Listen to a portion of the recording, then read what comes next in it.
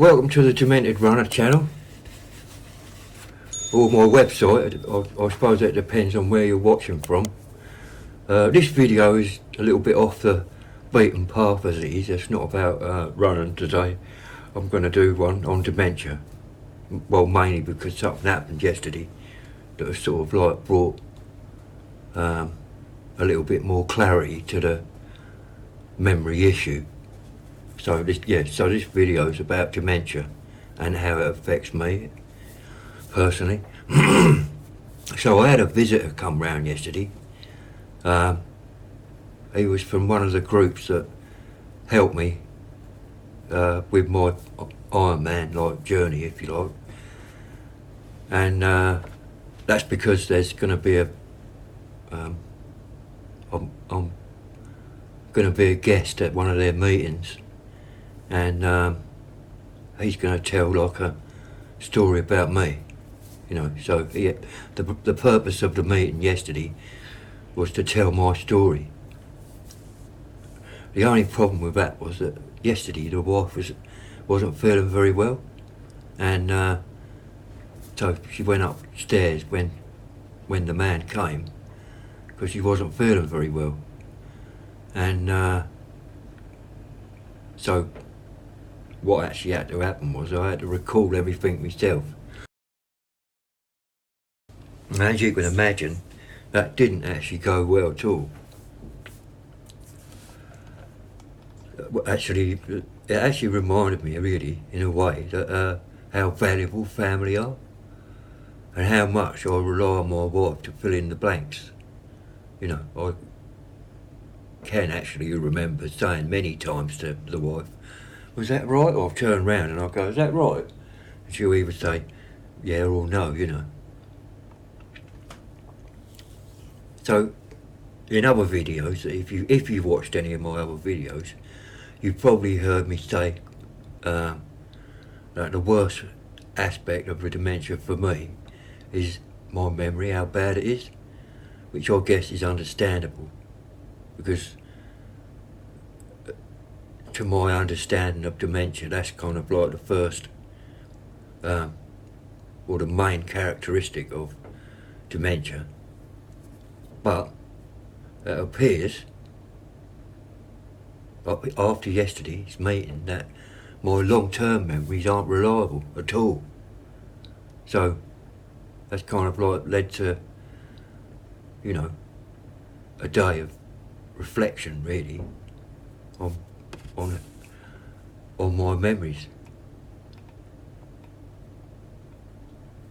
So obviously Peter, the man that was here yesterday, he asked me like several questions, and there's two aspects that really like stuck out after, because he went and then I kind of like asked when I saw the wife later on in the day, I asked her if these like things were true and that. So the two things were that I'd received a degree in law while working at the council, and that my current triathlon swim trainer was a former Olympic swimmer. So, while there are actually elements of truth in those statements, there's also there's lots of errors really. I wouldn't call them lies per se, but because at the time I honestly thought I was telling the truth. For example, while I did study and receive a degree in law, it wasn't while I was working at the council. I'd left the council many years before, and my swimming trainer has retired a year ago, so she wasn't even a current trainer. What I think's actually happening is that, and this is a complete guess because obviously I'm not a doctor or anything, it's because I'm missing so much of the story, if you like, that my mind or myself, I'm making like incorrect assumptions and filling in the blanks with what's essentially a fiction really. I'm analysing what I know to be 100% true. So, for example, that I studied law while I was at the council. That was actually a diploma in employment law, and that I received a degree in law. But I did. Both of those statements are true, but it's false that I received both while working at the council. That's not true at all. I didn't. My wife, who I don't know if any of you guys have got wives or whatever, but mine's like, she'll remember everything, even down to the tiniest minute detail, which sometimes doesn't. It's not in the, well, I'm not going to say more on that, but anyway, what I'm trying to say is that she remembers everything perfectly, and basically, while I received a degree, I received it while I was at home. So, while I wasn't working at the council, I'd already left then, and apparently. The reason, so then I questioned her. I said, well, why did I do law then if I wasn't working for the council anymore? Well, apparently I did it because I was bored, which seems odd, but I've got to believe me wife. And the same applies to the Olympic swimmer. I know the lady, Jean, her name is, and that she was an Olympic swimmer. I think. When I looked her up yesterday, I think I don't remember actually, to be honest, I can't even say. But yeah, anyway, she was an Olympian, and I distinctly remember asking her if she could train me, and I even remember where I was when I asked her. But according to my wife, Jean never taught me, and has since retired. So as you can imagine, that's quite troubling. But it provides a really good example of what it's like living with dementia. And to be honest, the main reason why I've created this video, I mean, while it's useful for you, followers and my supporters and potential donors, to know what it's like to live with dementia, it also serves as a really good reminder to me that not everything I remember is a true memory. So now that I've established that the mind is making up incorrect assumptions, it makes it a little bit easier for me to understand the nature of dementia and how it affects me as a person. Because I know with a certain amount of clarity that other memories have been replaced with other people's recollections of events. So if you imagine this for a moment, say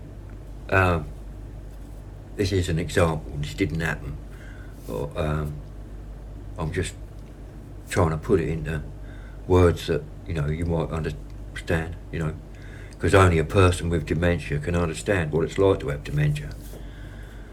That my family, basically, we're at home and they're all talking about some past event that's happened. So I'm listening because it's all new to me. I might have been there with them when the event occurred, but as I no longer remember the event, their memory of it becomes mine too, which is really weird when you think about it, because we all perceive the world around us from a really unique perspective. But that's even worse when you remember that even people with 100% clarity and brilliant powers of recall add and modify a memory every time they remember it, which takes me even further from the truth as I experienced it. In fact, I can go as far to say that everything I remember is is a fiction, or that only the basic structure of the memories are true, and the grey areas are all false. A great example of this is, excuse me, I've got a little bit of a chest infection. I've had it for a few weeks, and it's actually affecting me running at the moment. I can't do like the distances I'm used to. But anyway, sorry about that. I didn't want you to think I was being rude by coughing. Yeah, a great example of this is the children being born. I know for a fact that I was at both births, but I have absolutely no recollection of these events. And the only reason I know is because the wife has told me many times. She also tells the story that I remarked on, when the baby's head started to come through, that I remarked on seeing this big, fat, thick mat of black hair. I don't know, I've got black hair, so both my kids were born with black hair, even though that one of them hasn't got black now. So essentially, my memory of the birth that becomes my memory of the birth and nothing else. I can see with clarity when I imagine the event, the black hair showing, but that's it. I don't remember the umbilical cord being cut, and I don't remember my wife being in pain or holding the babies after they arrived. Essentially, without even realising it, it appears that I actually have no memories of the past at all. And what I actually have is other people's memory, that's it. And my mind is filling in the blanks. And most probably, as the recent events show, for example, the guy coming round yesterday, and the degree and Olympic swimmer stories, the mind's getting it all wrong. So that's obviously not fantastic. So I don't know. None of my memories are true. I guess that kind of, in a way, explains, how confused older people can get, with their dementia. So anyway, yeah. Thanks for watching. I hope this explains in a little bit more detail how I'm affected by the dementia, because I think sometimes my behaviour can be misunderstood. Well, it might or it might not. It's just I just think that when someone's sitting there asking you a question and you can't answer it, and when you do answer it, that's not actually correct, they must think you're a bit weird. But anyway, yeah. I know that's gone off topic. I just hope it would bring some clarity, really, to how I act sometimes, because I can be a bit odd. Please subscribe.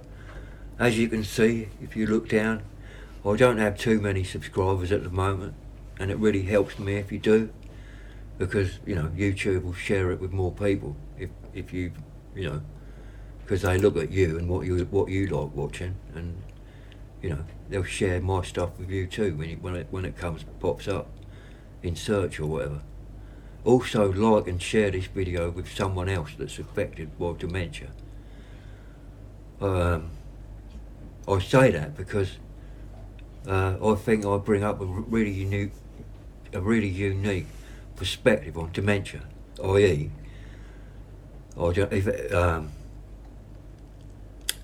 people with dementia, the older people that have it, don't have kind of like the cognitive ability that I have. Well, I actually still have enough. I think what I'm trying to say is I still have enough cognitive ability to talk about how dementia affects me, and that might in some way help someone who's got like an older relative with dementia understand what it's like, you know, with someone who's perhaps gone beyond that point where they can explain what's going on, you know. Yeah, thanks for watching. Take care. I'll see you in the next one.